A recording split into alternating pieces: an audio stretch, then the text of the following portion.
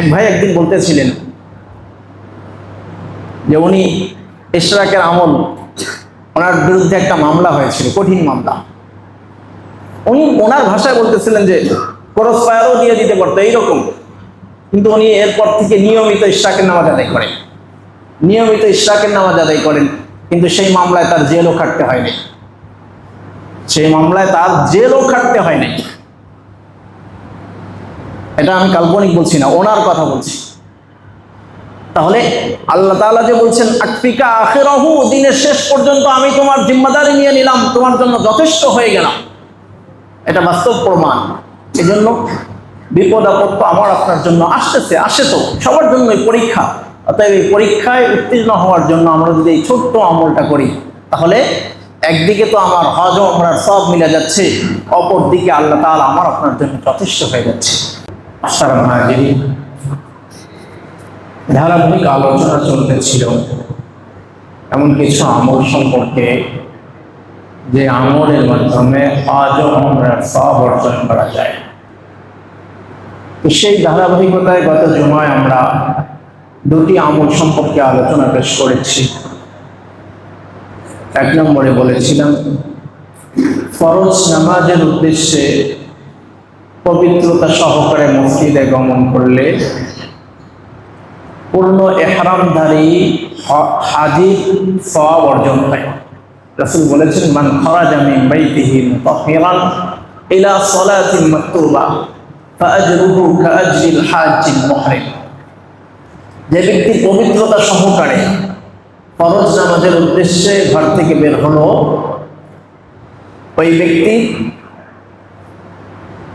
একজন ইহরামধারী হাজির যেমন সওয়াব, ঠিক এই ব্যক্তিরও এমন সওয়াব।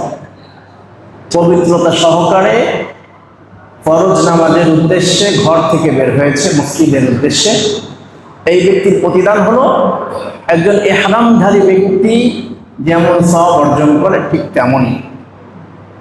এই ছিল একটি আমল।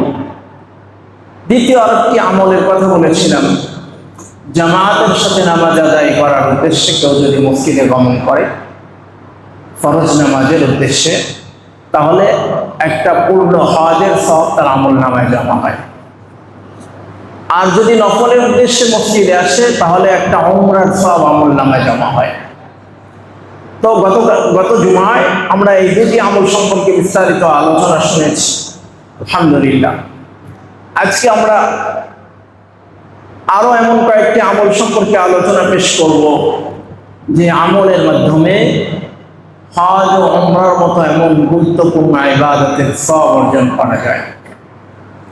মুহতারাম হাজির, তার মধ্যে অন্যতম আরেকটি আমল হলো জুমার দিন জুমার নামাজের উদ্দেশ্যে আগে আগে মসজিদে গমন করা।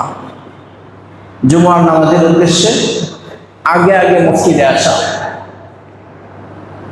হাদিস শরীফের মধ্যে এসেছে আল্লাহ রাসূল সাল্লাল্লাহু আলাইহি ওয়াসাল্লাম ইরশাদ ফরমান, হযরত সাহাল ইবনে সাদ আস-সাঈদী রাদিয়াল্লাহু তাআলা আনহু থেকে বর্ণিত, রাসূল বলেন ইন্না লাকুম ফি কুল্লি জুমআতিন হাজ্জাতান ওয়া উমরাতান ফাল হাজ্জাতু আল হাজিরু লিল জুমআ ওয়াল উমরাতু ইন্তিযারুল আসরি বা'দাল জুমআ।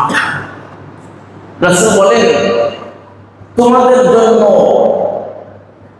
প্রত্যেক জুমায় একটা হজ এবং একটা উমরার সওয়াব রয়েছে। রাসূল বলেন তোমাদের জন্য প্রত্যেক জুমার দিনে একটা হজ এবং একটা উমরার সওয়াব রয়েছে। হজের সওয়াব ফাল হাজ্জু আল হাজিরু লিল জুমআ। রাসূল বলেন হজের সওয়াব হলো জুমার নামাজের উদ্দেশ্যে আগে আগে মসজিদে আসা। জুমার নামাজের উদ্দেশ্যে আগে আগে মসজিদে আসা, এই জুমার উদ্দেশ্যে আগে আগে মসজিদে আসলে একটা হজের সওয়াব আমল নামায় জমা হয়।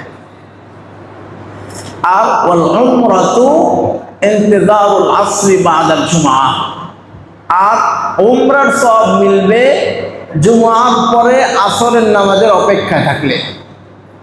জুমার পরে আসরের নামাজের অপেক্ষায় থাকলে আর একটা উমরার সওয়াব মিলে গেল। তাহলে একই দিনে একটা হজ এবং একটা উমরার সওয়াব আমলনামায় জমা হয়ে যায়। কত সহজ আমল, কত সহজ উম্মতে মুহাম্মাদের জন্য আল্লাহ তাআলা রেখেছেন। আলহামদুলিল্লাহ। জুমার দিনে জুমার নামাজের উদ্দেশ্যে আগে আগে মসজিদে আসা, আমরা এই যে যারা আগে আগে চলে এসেছি, অনেকে তো আলহামদুলিল্লাহ আজানের আগে চলে এসেছি, অনেকে আজানের সাথে সাথে মসজিদে চলে এসেছি। এখানে একটা গুরুত্বপূর্ণ বিষয়, আজানের সাথে সাথে মসজিদে আসার প্রস্তুতি গ্রহণ করা বা মসজিদে আসা, দূরে সমস্ত কাজ বর্জন করে মসজিদে গমন করা ওয়াজিব। কোরআনের মধ্যে আল্লাহ তাআলা বলেছেন, ইযা নুদিয়া লিস-সালাতি মিন ইয়াউমিল জুমআতি ফাসআউ ইলা যিকরিল্লাহ ওয়া যারুল বাই'। আল্লাহ তাআলা বলেন যে যখন জুমার দিনে জুমার আজান হয় তখন তোমরা ফাসআউ ইলা যিকরিল্লাহ, যিকরুল্লাহ দ্বারা এখানে জুমার নামাজ উদ্দেশ্য, যে তোমরা জুমার নামাজের উদ্দেশ্যে দ্রুত গমন করো। ওয়া যারুল বাই', এবং তোমরা ক্রয় বিক্রয় বাদ দিয়ে দাও, ক্রয় বিক্রয় ছেড়ে দাও। এখানে ক্রয় বিক্রয় দ্বারা যদিও ক্রয় বিক্রয়ের শব্দের কথা উল্লেখ করা হয়েছে, কিন্তু এটা দ্বারা দুনিয়াবি যাবতীয় কাজকর্ম বোঝানো হয়েছে। দুনিয়াবি যাবতীয় কাজ ছেড়ে দিয়ে তোমরা নামাজের দিকে দ্রুত অগ্রসর হও। এই আয়াতের মধ্যে আল্লাহ তাআলা আদেশসূচক শব্দ ব্যবহার করেছেন। আর ফিকহের পরিভাষায়, ফিকহের মূলনীতিতে একটা মূলনীতি আছে যে আল আমরু লিল উজুব, তথা আদেশসূচক শব্দ উজুব বোঝায়, ওয়াজিব বোঝায়। তাহলে আল্লাহ তাআলা ফাসআউ ইলা যিকরিল্লাহ বলছেন, তোমরা জুমার উদ্দেশ্যে অগ্রসর হও, এটা ওয়াজিব। জুমার নামাজের জন্য আজানের সাথে সাথে মসজিদে গমন করা ওয়াজিব। যারা এখনো দেরি করতেছেন, যারা জুমার নামাজের পরেও দুনিয়াবি কাজে লিপ্ত রয়েছেন, তারা এই ওয়াজিব তরকের গুনাহ হচ্ছে এবং হারাম কাজে লিপ্ত রয়েছেন। জুমার আজানের পরে দুনিয়াবি যে কোনো কাজ করা হারাম, হারাম কাজে লিপ্ত হয়ে যায়। এই জন্য মোহতারাম ভাই, জুমার নামাজের আগেই আমরা জুমার প্রস্তুতি শুরু করে দিই। জুমার আমরা তো জানি আগের সেই যুগ তো আর নেই যে আজান শুনলে আমরা মসজিদে আসবো, এরকম তো আর না। সবাই হাতে ঘড়ি আছে, সময় সম্পর্কে আমরা সবাই সচেতন, কোন সময় জুমার আজান হয় আমরা সবাই জানি। তো তার আগের থেকে একটু প্রস্তুতি গ্রহণ করি। জুমার দিন অফিস আদালত বন্ধ থাকে, ব্যবসা বাণিজ্য অনেক জায়গায় মার্কেট বন্ধ থাকে, তাহলে এই দিন পুরো অফ ডে। এই দিন আমরা একটু চেষ্টা করি আগে আগে মসজিদে আসা, যাতে আমার ওয়াজিব তরক না হয়। ওয়াজিব যেন তরক না হয় এই ব্যাপারে আমি একটু সচেতন হই। এবং সেই সাথে আমি যদি ওয়াজিব তরক না করার ব্যাপারে সচেতন হই, তাহলে আমার হজের সওয়াব মিলে যাবে। আল হাজিরুল জুমা, জুমার উদ্দেশ্যে আগে আগে মসজিদে যদি আসি, তাহলে একটা পূর্ণ হজের সওয়াব আমার মিলে যাচ্ছে। তাহলে দুই দিকের ফায়দা। এক নম্বর ফায়দা হলো হজের সওয়াব পেয়ে যাচ্ছি, দ্বিতীয় নম্বর ফায়দা হলো আমার ওয়াজিব তরকের গুনাহ হচ্ছে না। এজন্য আগে আগে আজানের আগেই মসজিদে আসার চেষ্টা করা, আজানের পরে যেন বিলম্ব না হয়। আর একেবারে আজানের পরে যেন দুনিয়াবি কোনো কাজেই লিপ্ত না থাকি। হ্যাঁ, যদি জুমার প্রস্তুতি গ্রহণ করি, গোসল করতেছি মসজিদে আসবো বলে, পোশাক পরতেছি, আতর মাখতেছি মসজিদে আসবো বলে, এগুলো দুনিয়াবি কাজের পর্যায়ে পড়বে না। এগুলো জুমার উদ্দেশ্যে বা জুমার প্রস্তুতির কাজ হিসেবে গণ্য হবে। অর্থাৎ এটা হারাম হবে না বটে, কিন্তু অন্যান্য দুনিয়াবি কোনো কাজ, যে ঠিক আছে আর একটু কাজ বাকি আছে, অল্প একটু কাজ বাকি আছে, করে যাই, এরকম যেন না হয়। সাহাবায়ে কেরাম তো এমনও করেছেন যে তারা জঙ্গলে কাঠ কাটছেন, কাঠ কাটতে গিয়েছেন, আজান হয়ে গেছে, কোঠার এভাবে উঠাইছেন, কোঠার পিছনে উঠাইছেন, ওঠায় কোপ দিবেন, আজানের শব্দ পেয়েছেন, কোঠার পিছনের দিকে ছেড়ে দিয়েছেন, কোঠারটা সামনেও আনেন নাই, কোঠারটা সামনেও আনেন নাই, পিছনেই ছেড়ে দিয়েছেন। এত গুরুত্ব দিয়েছেন। আর আমরা মনে করি যে টাইপিংটা একটু বাকি আছে, অল্প একটু সেভ দিয়ে এরপরে শেষ করি, আমি ওখানেই রেখে দিই, ওখানেই শেষ করি, আজান শুনেছি বাস শেষ করে দিই, সাথে সাথে মসজিদের প্রস্তুতি গ্রহণ করি, নামাজের প্রস্তুতি গ্রহণ করি। আল্লাহ তাআলা আমাদেরকে কবুল ফরমান। তো বলতেছিলাম, জুমার দিন জুমার নামাজের উদ্দেশ্যে আগে আগে মসজিদে গমন করলে একটা পূর্ণ হজের সওয়াব আমলনামায় জমা হয়ে যায়। আর দ্বিতীয় নম্বরে রাসূল বলেছেন জুমার দিন তোমাদের জন্য রয়েছে একটা হজ এবং একটা উমরার সওয়াব। হজের সওয়াব জুমার নামাজের উদ্দেশ্যে আগে আগে মসজিদে গমন করা, আল উমরাতু ইন্তিজারুল আসরি বাদাল জুমআ, আর উমরার সওয়াব মিলবে জুমার পরে আসরের নামাজের অপেক্ষা করলে। আসরের নামাজের অপেক্ষা করলে জুমার সওয়াব মিলবে, উমরার সওয়াব মিলবে। এখানে অপেক্ষার অর্থ এটাও হতে পারে যে মসজিদে অপেক্ষা করলাম, কখন আসরের আজান হবে তখন আসরের নামাজ পড়বো, এটাও হতে পারে, এটাও অপেক্ষার মধ্যে অন্তর্ভুক্ত। আরেকটা হলো যে কোন সময় আসরের আজান হবে সেই ব্যাপারে সচেতন থাকা। বাসায় গেলাম, খাওয়া দাওয়া করলাম বা অন্যান্য কাজকর্ম করলাম, একটু কাইলুলা করলাম, আরাম করলাম, কিন্তু আমার কান যেন সজাগ থাকে আসরের আজানের সাথে সাথে আমি যেন মসজিদে আসতে পারি। এটাও ইন্তেজারুস সালাহ, এটাও ইন্তেজারুল আসর হবে। অতএব মসজিদেই অপেক্ষা করতে হবে এটা জরুরি না, কারণ কোরআনের মধ্যে আল্লাহ তাআলা বলেছেন ফাইদা কুদিয়াতিস সালাতু ফান্তাশিরু ফিল আরদ, যখন নামাজ আদায় হয়ে যাবে তখন তোমরা দুনিয়ায় ছড়িয়ে পড়ো আল্লাহর ফজল, আল্লাহর অনুগ্রহ, আল্লাহর রিজিক অন্বেষণ করার কাজে। অতএব যদি আমরা নামাজের পরে দুনিয়াবি কাজে লিপ্ত হই, রিজিক অন্বেষণের কাজে লিপ্ত হই, তাহলে এটাও আমার আখিরাত হিসেবে গণ্য হবে যদি আমি আসরের চিন্তা আমার মাথায় রাখি এবং এই চিন্তা করি যে দুনিয়া কামাই এটাও আল্লাহ তাআলার আদেশ পালন করছি। দুনিয়া অর্জন করা, জীবিকা উপার্জন করা, এটাও ফজিলত, এটাও সওয়াবের কাজ যদি আল্লাহ তাআলা নির্ধারিত পন্থায় যদি আমি সেটা করি।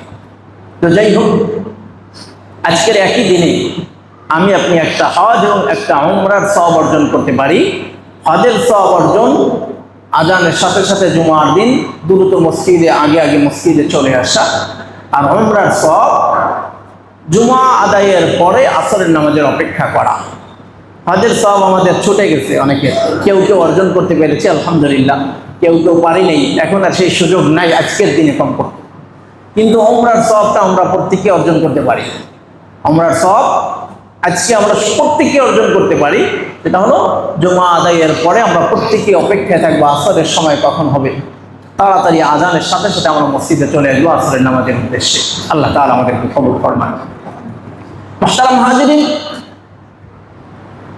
জুমার দিনে আগে আগে জুমার উদ্দেশ্যে মসজিদে আসার আরো ফজিলতের কথা হাদিসের মধ্যে বর্ণিত হয়েছে। হযরত আবু হুরায়রা রাদিয়াল্লাহু তাআলা আনহু থেকে বর্ণিত, রাসূলুল্লাহ সাল্লাল্লাহু আলাইহি ওয়াসাল্লাম ইরশাদ ফরমান, মান ইগতাসালা ইয়াওমাল জুমআতি গাসলুল জানাবাতি সুম্মা রাহা ফাকান্নামা কাররাবা বাদানাতান। রাসূল বলেন, যে ব্যক্তি জুমার দিন জানাবাতের গোসলের ন্যায় ভালোভাবে গোসল করলো, যে ব্যক্তি ফরজ গোসলের মতো সুন্দরভাবে পরিপূর্ণভাবে ভালো করে গোসল করলো, সুম্মা রাহা, এরপরে সে জুমার উদ্দেশ্যে রওনা হলো, ফাকান্নামা কাররাবা বাদানাতান, সে যেন একটা উট আল্লাহর রাস্তায় কোরবানি করল। যে ব্যক্তি সর্বাগ্রে জুমার দিন সবার আগে মসজিদে গমন করবে সেই ব্যক্তির আমলনামায় একটা উট কোরবানির সওয়াব মিলবে। মাত্র আমরা কোরবানি দিয়ে এসেছি, অনেকে গ্রামের বাড়িতে গিয়েছিলাম, কোরবানি দিয়ে এসেছি গ্রামের বাড়িতে। এই যে কোরবানির মতো যে ফজিলত, আমরা কোরবানির ফজিলতের আলোচনায় বলেছিলাম প্রত্যেকটা পশুর গায়ে যতগুলো লোম আছে প্রত্যেকটা লোমের বিনিময়ে এক একটা নেকি, বিকুল্লি শাআরাতিন হাসানা, প্রত্যেকটা লোমের বদলে এক একটা নেকি।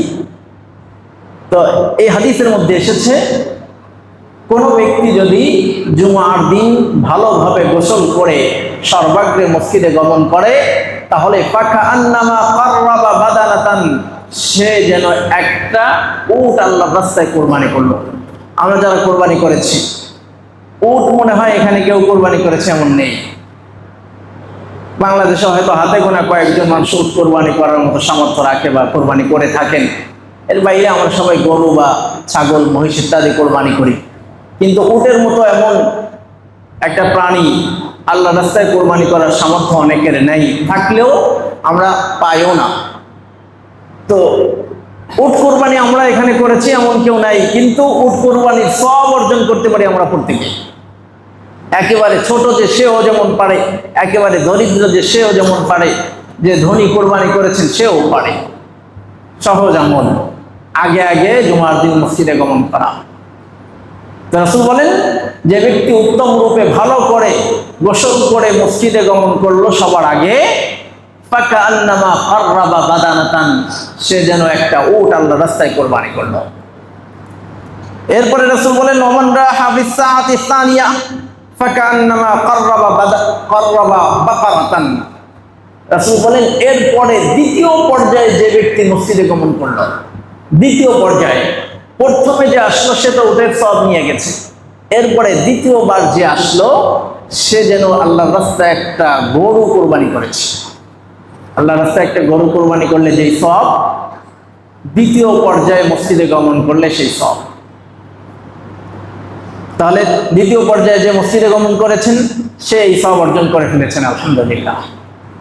এরপরে রাসূল বলেন, ওমান রাহা ফিস সাআতি সালিসা, তৃতীয় পর্যায়ে যে ব্যক্তি মসজিদে গমন করলো, তৃতীয় পর্যায়ে এই ব্যক্তি ফাকান্নামা কাররাবা কাবশান আকরানা, সে যেন একটা শিং বিশিষ্ট হৃষ্টপুষ্ট একটা দুম্বা আল্লাহর রাস্তায় কোরবানি করলো।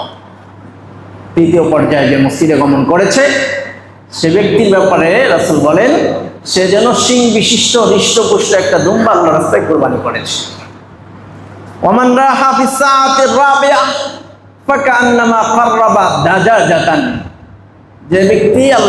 যে ব্যক্তি জুমার দিন চতুর্থ পর্যায়ে গমন করলো, চতুর্থ পর্যায়ে 4 নম্বরে এসেছে, এই ব্যক্তি যেন আল্লাহর রাস্তায় একটা মুরগি কোরবানি করলো। আল্লাহর রাস্তায় মুরগি কোরবানি করলে, মুরগি দান করলে, মুরগি কোরবানি তো নেই, তো আল্লাহর রাস্তায় কেউ যদি একটা মুরগি দান করে তাহলে যেই পরিমাণ সওয়াব, চতুর্থ পর্যায়ে জুমার দিন মসজিদে গমন করলে সেই পরিমাণ সওয়াব। এরপরে রাসূল বলেন, ওমান রাহা ফিস সাআতিল খামিসা, পঞ্চম পর্যায়ে যে ব্যক্তি প্রবেশ করলো, ফাকান্নামা কাররাবা বাইদাতান, সে যেন আল্লাহর রাস্তায় একটা ডিম দান করলো। আল্লাহর রাস্তায় একটা ডিম দান করলে, সাদকা করলে যেই সওয়াব, পঞ্চম পর্যায়ে জুমার দিন মসজিদে গমন করলে সেই সওয়াব। এরপরে রাসূল বলেন, ফাইদা খারাজাল ইমাম হাযারাতিল মালাইকাতু ইস্তামিউনা যিকরা, অতঃপর যখন ইমাম সাহেব মসজিদে চলে আসেন, ইমাম সাহেব যখন খুতবার জন্য মেহরাবে প্রবেশ করেন, তখন হাযারাতিল মালাইকাতু ইস্তামিউনা যিকরা, তখন এতক্ষণ পর্যন্ত ফেরেশতারা মসজিদের দরজায় দাঁড়িয়েছিলেন, এখন ফেরেশতারা সবাই ইমাম সাহেবের খুতবা শোনার জন্য সবাই এসে পড়ে। এখন আর ফেরেশতারা লিপিবদ্ধ করে না, কে আসলো আর কে গেল, এটা আর লিপিবদ্ধ হয় না। এই পঞ্চম পর্যায় পর্যন্ত লিপিবদ্ধ হয়ে ইমাম সাহেব খুতবা যখন শুরু করেন তখন তারাও খুতবা শোনার জন্য অপেক্ষা করেন, খুতবা শোনার জন্য বসে যান। বুখারীর riwayতের মধ্যে এসেছে, রাসূল বলেন, ইযা কানা ইয়াউমুল জুমআতি কানা আলা কুল্লি বাবিন মিন আবওয়াবিল মাসজিদি আল মালাইকা, জুমার দিন মসজিদের প্রত্যেক দরজায় ফেরেশতারা দাঁড়িয়ে যায়। ইয়াকতুবুনাল আউওয়ালা ফাল আউওয়ালা, এই ফেরেশতাদের কাজ কি? তারা খাতায় লিখতে থাকে কে আগে এসেছে, কে তারপরে এসেছে, কে তারপরে এসেছে, কে তারপরে এসেছে, এভাবে লিখতে থাকে। ফাইদা জালাসাল ইমাম তাওয়াউল মাসহাফা তাওয়াউস সুহুফা, যখন ইমাম সাহেব এসে পড়েন তখন তারা সুহুফ তথা ওই যে রেজিস্টার খাতা, এই রেজিস্টার খাতা তখন তারা গোটায় নেয়, রেজিস্টার খাতা তারা গোছায় ফেলে, এবং ওয়াজাউ ইস্তামিউনা যিকরা, এবং তারাও কাতারে শামিল হয়ে যায় ইমাম সাহেবের খুতবা শোনার জন্য। মুহতারাম হাজিরিন, তাহলে জুমার দিন আগে আগে মসজিদে আসার ফজিলত, প্রথমে আসলে উট কোরবানির সওয়াব, দ্বিতীয় পর্যায়ে আসলে গরু কোরবানির সওয়াব, তৃতীয় পর্যায়ে আসলে বকরি অথবা দুম্বা কোরবানির সওয়াব, চতুর্থ পর্যায়ে আসলে মুরগি কোরবানির সওয়াব, পঞ্চম পর্যায়ে আসলে ডিম আল্লাহর রাস্তায় সদকা করার সওয়াব। এই সওয়াব তো আছেই, পাশাপাশি ফেরেশতারা তাদের রেজিস্ট্রি খাতায় এই নামাজি ব্যক্তির নাম লিপিবদ্ধ করেন যে অমুক ব্যক্তি মসজিদে সর্বাগ্রে প্রবেশ করেছে। তাহলে এতগুলো সওয়াব, এতগুলো ফজিলত শুধুমাত্র আগে মসজিদে প্রবেশ করার দ্বারা। আর এদিকে তো আগে বলেই আসছি, মসজিদে আগে প্রবেশ করার দ্বারা একটা পূর্ণ হজের সওয়াব আমল নামায় জমা হয়ে যায়। এই জন্য মুহতারাম ভাই, আমরা প্রত্যেকেই জুমার দিন একটু আগে আগে মসজিদে চলে আসবো। প্রত্যেকেই চেষ্টা করব আজানের আগে মসজিদে চলে আসার। দুনিয়াবি ফায়দাও আছে, আগে আগে মসজিদে আসলে দুনিয়াবি ফায়দাও আছে। সেটা হলো প্রত্যেকটা মসজিদেই নিচের তলায় একটু ভালো ব্যবস্থাপনা থাকে। সব জায়গায় দেখবেন যে উপরের তলায় এসি নেই, কিন্তু নিচতলায় এসি আছে।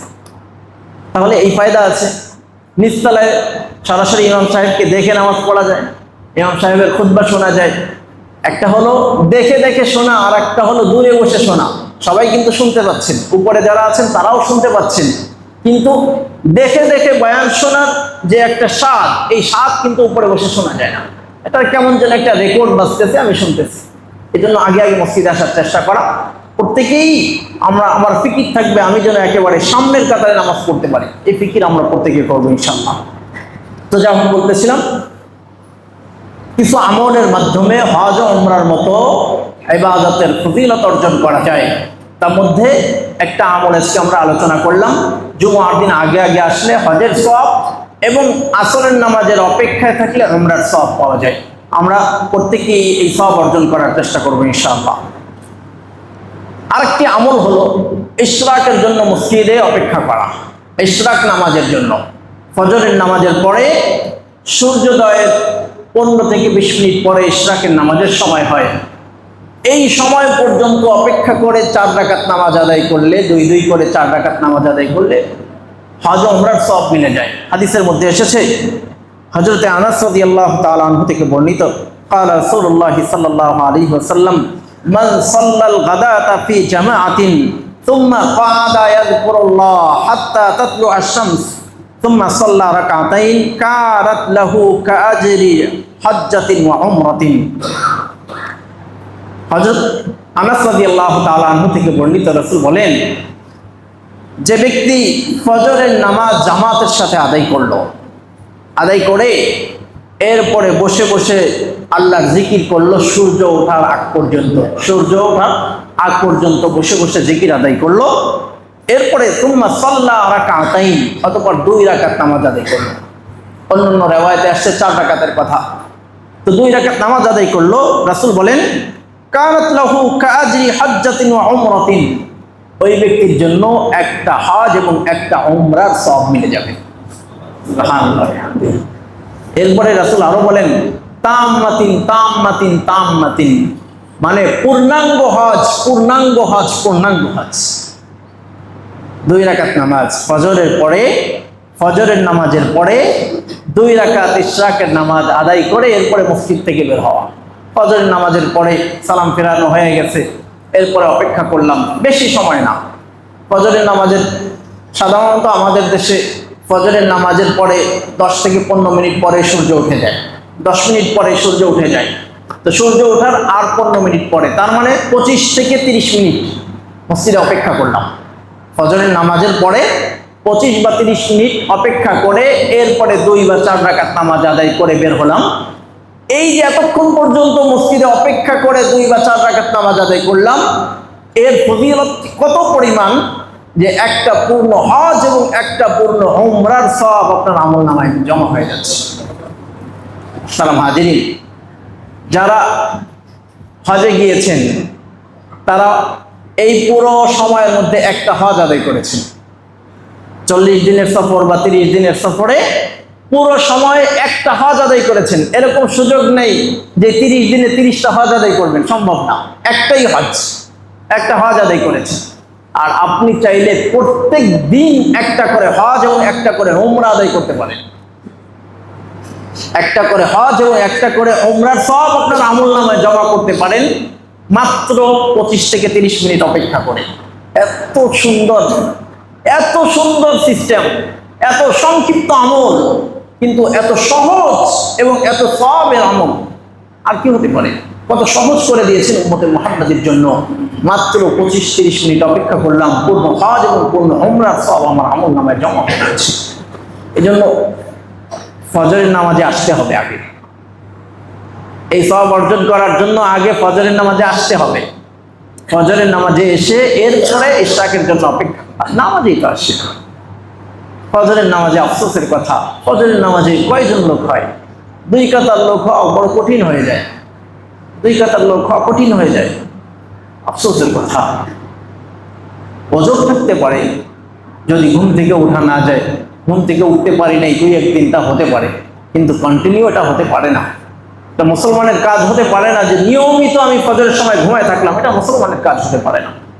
এই জন্য ভাই, নামাজের ব্যাপারে আমরা যত্নবান হই। গত জমায় লম্বা আলোচনা করেছি নামাজের গুরুত্বের ব্যাপারে।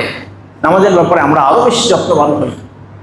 যেমন বলতেছিলাম, হজ ও উমরার সব আদায় করার জন্য, হজ ও উমরার সব অর্জন করার জন্য ছোট্ট আমল ফজরের নামাজের পরে অপেক্ষা করে 2 বা 4 রাকাত ইশরাকের নামাজ আদায় করা। ইশরাকের নামাজের আরো ফজিলতের কথা হাদিসের মধ্যে এসেছে। রাসূল বলেন, আল্লাহ তাআলা বলেছেন, হাদিসে কুদসির মধ্যে আল্লাহ তাআলা বলেছেন, ইবনা আদম ইরকা লি মিন আউয়ালিন নাহারি 4 রাকাআতিন। হে বনি আদম, তুমি দিনের শুরু ভাগে আমার জন্য 4 রাকাত নামাজ আদায় করো।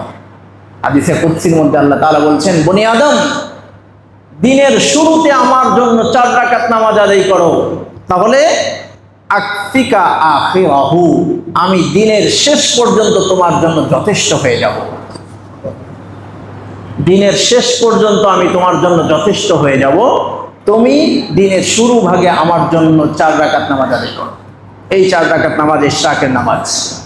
আমল করে দেখেন, ফল পেয়ে যাবেন। পুরো দিন আল্লাহ তাআলা আপনার জিম্মাদারি নিয়ে নেবেন, পুরো দিন। এক ভাই একদিন বলতেছিলেন যে উনি ইশরাকের আমল, ওনার বিরুদ্ধে একটা মামলা হয়েছিল, কঠিন মামলা। উনি ওনার ভাষায় বলতেছিলেন যে ক্রস ফায়ারও দিয়ে দিতে পারতো এইরকম, কিন্তু উনি এরপর থেকে নিয়মিত ইশরাকের নামাজ আদায় করেন, নিয়মিত ইশরাকের নামাজ আদায় করেন, কিন্তু সেই মামলায় তার জেলও খাটতে হয়নি। সেই মামলায় তার জেলও খাটতে হয়নি। এটা আমি কাল্পনিক বলছি না, ওনার কথা বলছি। তাহলে আল্লাহ তাআলা যে বলছেন আকফিকা আখিরাহু, দিনের শেষ পর্যন্ত আমি তোমার জিম্মাদারি নিয়ে নিলাম, তোমার জন্য যথেষ্ট হয়ে গেলাম, এটা বাস্তব প্রমাণ। এই জন্য বিপদ আপদ তো আমার আপনার জন্য আসতেছে, আসে তো সবার জন্যই পরীক্ষা। অতএব এই পরীক্ষায় উত্তীর্ণ হওয়ার জন্য আমরা যদি এই ছোট্ট আমলটা করি, তাহলে একদিকে তো আমার হজ ও উমরার সব মিলে যাচ্ছে, অপর দিকে আল্লাহ তাআলা আমার আপনার জন্য যথেষ্ট হয়ে যাচ্ছে। এক ভাই একদিন বলতেছিলেন যে উনি ইশরাকের আমল, ওনার বিরুদ্ধে একটা মামলা হয়েছিল, কঠিন মামলা। উনি ওনার ভাষায় বলতেছিলেন যে ক্রস ফায়ারও দিয়ে দিতে পারতো এইরকম, কিন্তু উনি এরপর থেকে নিয়মিত ইশরাকের নামাজ আদায় করেন, নিয়মিত ইশরাকের নামাজ আদায় করেন, কিন্তু সেই মামলায় তার জেলও খাটতে হয়নি। সেই মামলায় তার জেলও খাটতে হয়নি। এটা আমি কাল্পনিক বলছি না, ওনার কথা বলছি। তাহলে আল্লাহ তাআলা যে বলছেন আকফিকা আখিরাহু, দিনের শেষ পর্যন্ত আমি তোমার জিম্মাদারি নিয়ে নিলাম, তোমার জন্য যথেষ্ট হয়ে গেলাম, এটা বাস্তব প্রমাণ। এই জন্য বিপদ আপদ তো আমার আপনার জন্য আসতেছে, আসে তো সবার জন্যই পরীক্ষা। অতএব এই পরীক্ষায় উত্তীর্ণ হওয়ার জন্য আমরা যদি এই ছোট্ট আমলটা করি, তাহলে একদিকে তো আমার হজ ও উমরার সব মিলে যাচ্ছে, অপর দিকে আল্লাহ তাআলা আমার আপনার জন্য যথেষ্ট হয়ে যাচ্ছে। এই জন্য এই আমলগুলো, ছোট ছোট আমল আমরা করার চেষ্টা করি। যা হোক, বলতেছিলাম হজ ও উমরার সব মিলে এমন কয়েকটি আমলের মধ্যে আরেকটি আমল চাষের নামাজ। হাদিসের মধ্যে এসেছে, রাসূল বলেন, মান খারাজা ইলা তাসবিহিদ দুহা লা ইয়ানসিবুহু ইল্লা ইয়া ফাআজরুহু কাআজরিল মুতামির। যে ব্যক্তি চাষের নামাজের জন্য মসজিদে গমন করলো, কেবলমাত্র চাষের নামাজের উদ্দেশ্যেই মসজিদে এসেছে, সেই ব্যক্তির ফজিলত হলো, সেই ব্যক্তির প্রতিদান হলো ফাআজরুহু কাআজরিল মুতামির, উমরাকারীর সওয়াবের ন্যায়। উমরাকারী ব্যক্তি যে সওয়াব অর্জন করে উমরা করার মাধ্যমে, 4 রাকাত চাষের নামাজ আদায়ের মাধ্যমেও এই ব্যক্তি উমরার সওয়াব অর্জন করে নিতে পারে। চাষের নামাজের সময়ও ইশরাকের নামাজ থেকে শুরু হয়। তো ইশরাকের নামাজ থেকে শুরু হয়ে সাধারণত এটাকে আমরা বলি 9টা 10টার দিকে পড়ার কথা বলা হয়ে থাকে। তো যদি এই সময় আমি পড়তে না পারি তাহলে ইশরাকের সাথে পড়ে নিলেও আদায় হয়ে যাবে। ইশরাকের সাথে আরো 4 রাকাত বেশি পড়ে নিলাম, তাহলে চাষের নামাজও আদায় হয়ে গেল। এই চাষের নামাজের ফজিলত 4 রাকাত নামাজ আদায় করার দ্বারা একটা পরিপূর্ণ ওমরার সওয়াব আমার আমলনামায় জমা হয়ে যাচ্ছে। ছোট ছোট আমল কিন্তু ফজিলত অনেক বেশি। এই আমলগুলো করা দরকার। সময় আছে, সুযোগ আছে, একটু করি। আমার অফিস তো আরো পরে, সকালবেলা হাঁটতে বের হব, তো হাঁটতে একটু পরে বের হই। আগে আমি 2-4 রাকাত নামাজ পড়ে তারপরে আধা ঘন্টা পরে বের হই। আমার সব আখিরাতের পুঁজি আমি পুঞ্জীভূত করে এরপরে আমি দুনিয়াবি কাজে লেগে যাই। আল্লাহ তাআলা আমাদের সবাইকে এই ছোট ছোট আমলগুলো অর্জন করে, ছোট ছোট আমলগুলো করে বড় ফজিলত অর্জন করার তৌফিক দান করেন। আমিন। ওয়া আখিরু দাওয়ানা আলহামদুলিল্লাহি রাব্বিল আলামিন।